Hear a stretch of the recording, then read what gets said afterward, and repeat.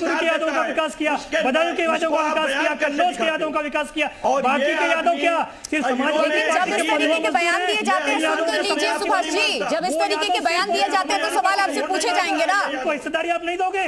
अरे आपके अखिलेश यादव की बुद्धि और इस देश की जनता बेवकूफ नहीं है, कोई भी समाज बेवकूफ नहीं है, वो भी देख और सुन रहा है। आप उस चीज की चिंता मत कीजिए कि इन्होंने बेवकूफ बनाया जनता को, बेवकूफ किसी ने नहीं बनाया। जनता ने चुना और जनता ने वक्त दिया, परखा, और उसके बाद अगर जनता को लगा कि वो झूठे वादे थे, जनता ने सत्ता से बाहर का भी रास्ता दिखा दिया। कैसी बातें कर रहे हैं सर आप? किस चीज को आप यहां पर डैमेज कंट्रोल करने की कोशिश कर रहे हैं? आप उसको ढकने की कोशिश कर रहे हैं। जो बयान दिया गया है, क्या वाकई अब सीधे निजी हमले होंगे? और स्तर इतना गिर गया है भाषा का कि इस तरीके से टारगेट किया जाएगा? किसी भी समाज के संदर्भ में ऐसी बातें क्या शोभनीय हैं?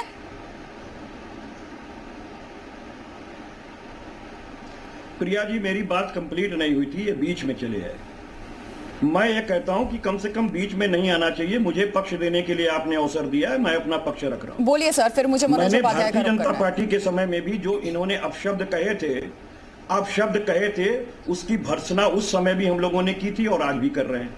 हम बार बार कहते हैं राजनीति का एक स्तर होता कि कम से कम जब निगाहें मिले तो शर्म नहीं आनी। इस बारे में भी टिप्पणी करेंगे, तब तो आप बयानों के बारे में कोई उल्लेख नहीं किया। सहृदय इनको स्वीकार नहीं कर पा रहे हैं। और मैं आपको साफ बात कह रहा हूं कि इन्होंने अभी तो सीधा कहा था कि अहिरान को बुद्धि आती है। यहाँ 5 लोग बैठे हैं, अगर गलत होगा मैं इस्तीफा दे दूंगा। आप एक बार चला दीजिए। ये सुभाष यादव जी ने अपना पीछे यादव का सम्मान खो दिया है, ये राजभर हो चुके हैं। और मैं आपको एक बात सीधे सुभाष यादव जी ने कोई सम्मान नहीं खोया, उल्टा मान्य ओमप्रकाश राजभर जी ने। एक सेकंड सर, ठीक है, मनोज उपाध्याय, ठीक है, मैं रुक कर रही हूँ मनोज उपाध्याय जी का सर, और भी मेहमान है उनका भी मुझे रुक करना है। मनोज उपाध्याय जी, क्या इतना बार कह देने से कि इनके निजी विचार है, ये उस पार्टी की लाइन है? एक सेकंड आप दोनों शांत हो जाइए, और भी मेहमान है उनसे भी रिएक्शन में ले लूं। भी बोला करो कुछ। सुभाष यादव जी एक सेकंड।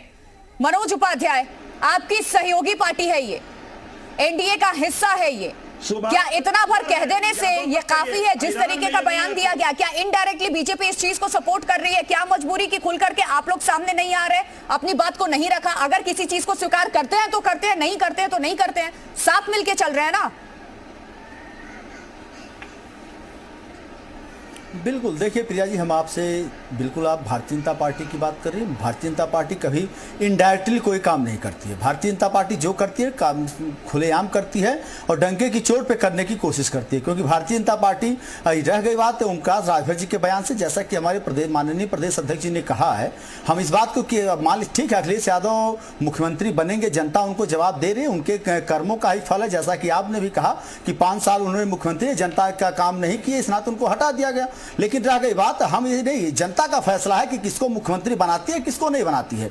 रह गई बात ओमप्रकाश राजभर जी का अपना जो बयान है, उस बयान में ओमप्रकाश राजभर जी की कोशिश है ये रहेगी कि हम अखिलेश यादव को मुख्यमंत्री नहीं बनने देंगे, ये अलग चीज का विषय है। बट रह गई बात, जनता इसको तय करेगी कौन मुख्यमंत्री बनेगा, कौन नहीं बनेगा, या कौन नेता बनेगा, कौन क्षेत्र का जनप्रतिनिधि बनेगा। भारतीय जनता पार्टी मात्र इतना कहती है कि जनता का लोकतंत्र है, लोकतंत्र पे वो भरोसा रखती है। और अगर जनता जिस प्रकार से योगी आदित्यनाथ जी के कार्य से खुश होकर जनता ने 37 सालों का रिकॉर्ड तोड़ के दोबारा योगी आदित्यनाथ जी को मुख्यमंत्री बनाया, तो जाहिर सी बात है जनता इस बात को तय करती है। हम इस बात को बार बार इस नाते कह रहे हैं क्योंकि ये चीज सोचना हमारा हो सकता है कि हम कह दें कि भाई अखिलेश यादव जी मुख्यमंत्री नहीं बनने योग्य हैं या नहीं बनेंगे, लेकिन ये तय करना जनता का काम है। जनता पे ही छोड़ दें तो ज्यादा बेहतर होता है। और दूसरी चीज मैं बता दूं, अभी हमारे मित्र ने कहा, जिस स्वामी प्रसाद मौर्य जी ने रामचरितमानस के पन्ने को फाड़ा, कपिल जी बता दें कि बयान अगर आईएनडीआईए की तरफ से आ जाता है और कोई पार्टी एनडीए का हिस्सा है या बीजेपी के लिए कह दिया जाता है, तब तो आप मोर्चा खोल देंगे। अब ये कह रहे हैं आप कि वो बयान उनका हो सकता है, जनता वो तय कर लेगी, तब तो आप तुरंत मोर्चा खोल देंगे।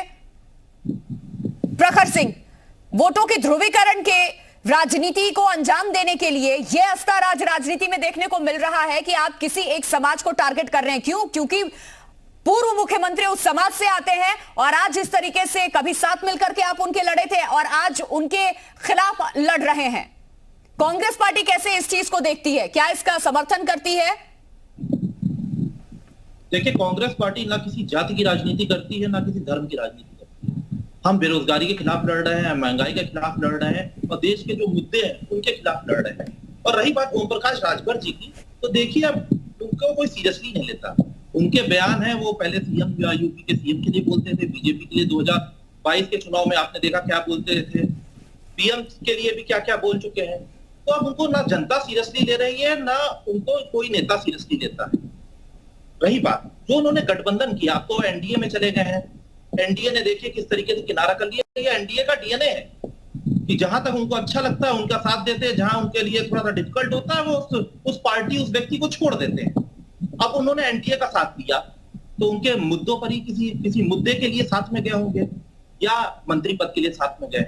दो चीजें हैं, अगर मंत्री पद के लिए गए हैं तो कोई बात ही नहीं, अगर मुद्दों के लिए गए हैं तो क्या जाति जनगणना की बात उन्होंने रखी, उन्होंने रखा कि किस समय तक ये पूरी हो जाएगी, इस मुद्दे की बात करी, किसी मुद्दे पर गए हैं कि नहीं गए। तो इसलिए उनको सीरियसली लेने की जरूरत नहीं है और ना जनता सीरियसली ले रही है। और आप देखेंगे अभी जो चुनाव होने वाला है उसमें आप रिजल्ट भी देख लेंगे।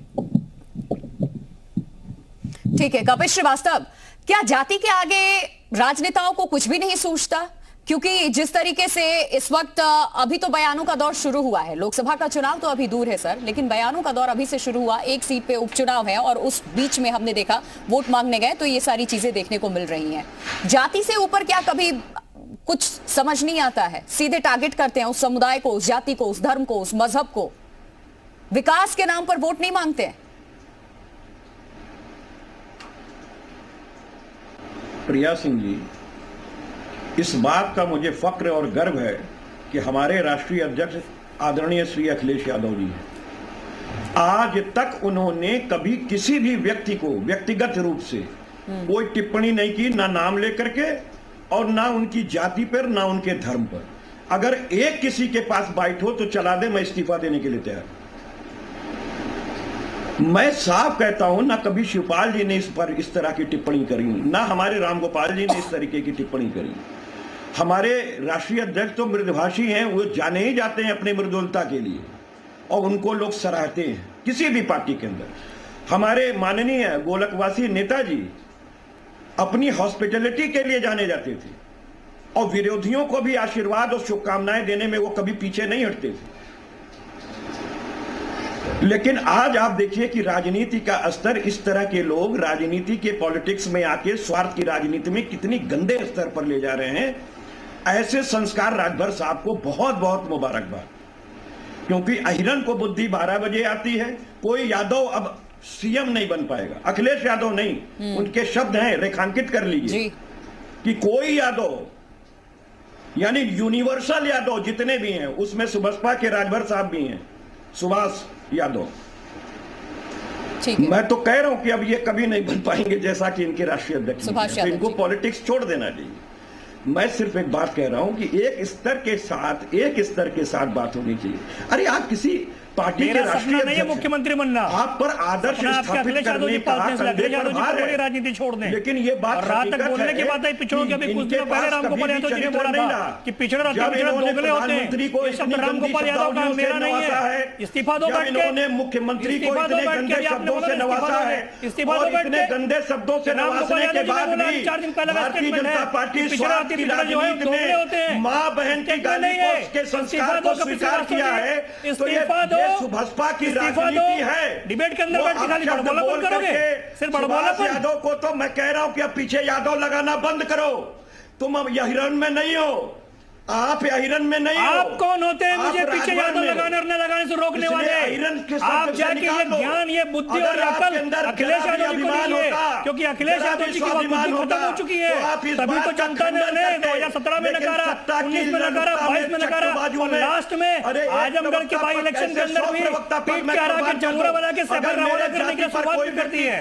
तो आप मुझे ज्ञान मत दो, ज्ञान का जो भंडार लेके बैठे हो ना, ये ज्ञान का भंडार अखिलेश यादव जी को दो। शायद अखिलेश यादव जी का कुछ भला हो जाए भैया, वरना आने वाले 2024 के अंदर 3 सीटें बची हुई ना, उसके अंदर भी सुपड़ा साफ होने वाला है। तो मुझे ज्ञान न देते हुए जाके ज्ञान अखिलेश यादव जी को दीजिए, रामगोपाल जी को दीजिए और भ्रष्टाचारी शिवपाल सिंह यादव जी को भी दीजिए। सिंचाई मंत्री थे तत्कालीन, जो गोमती रिवर फंड का घोटाला है, धीरे धीरे देखिए चाचा भतीजा दोनों नपेंगे। मैं आपकी जो समझ में आ रहा हूँ, बिलबिलाहट है आपकी, समझ रहा हूँ चीजों को, आने वाले समय के अंदर आपको समझ में आएगा, सुपड़ा साफ होने वाला है।